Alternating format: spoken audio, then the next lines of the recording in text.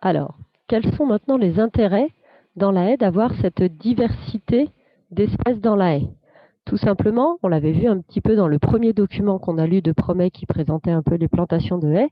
Grâce à cette haie diversifiée, contrairement par exemple aux haies dans les espaces verts où vous avez une haie de thuya intégrale, quand vous avez une maladie qui arrive sur le thuya comme en ce moment, cette maladie elle va se répandre très rapidement, très facilement d'un thuya à l'autre, vu qu'ils sont à touche-touche les uns des autres.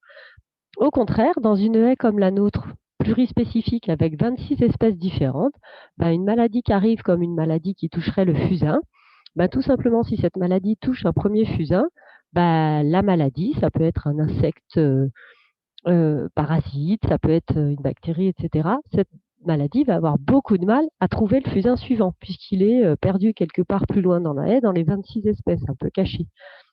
Donc, la maladie va avoir beaucoup de mal à se répandre.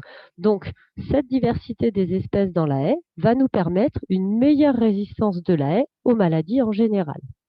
Enfin, en règle générale, la plupart des personnes considèrent qu'une haie avec plein d'espèces différentes mélangées, ça va être plus joli, plus esthétique, plutôt qu'une haie monotone avec tout le temps la même espèce.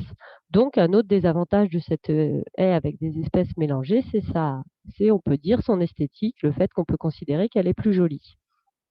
Enfin, avec les 26 espèces différentes, tout simplement, chaque espèce a son cycle de vie spécifique et va avoir une période où elle fait ses fleurs, une période où les fleurs se transforment en fruits, et ensuite une période où les fruits disparaissent. Et donc, en ayant 26 espèces différentes, tout simplement, on va avoir une floraison, donc une période où il y a les fleurs, et une période où il y a les fruits, la fructification, qui vont être échelonnés dans l'année pour répondre aux besoins de la faune en général, mais par exemple à nos insectes pollinisateurs dont on a parlé tout à l'heure. C'est d'ailleurs un des éléments que prend en compte Promet pour choisir les espèces qu'il met dans la haie. Donc il prend des espèces favorables aux pollinisateurs et il essaye de choisir dans les 26 espèces des espèces qui vont avoir des périodes de floraison et de fructification très différentes. Par exemple, certains végétaux qui gardent leurs fruits en hiver pour permettre aux haies de rendre service à la faune à cette période où il n'y a pas grand-chose à consommer.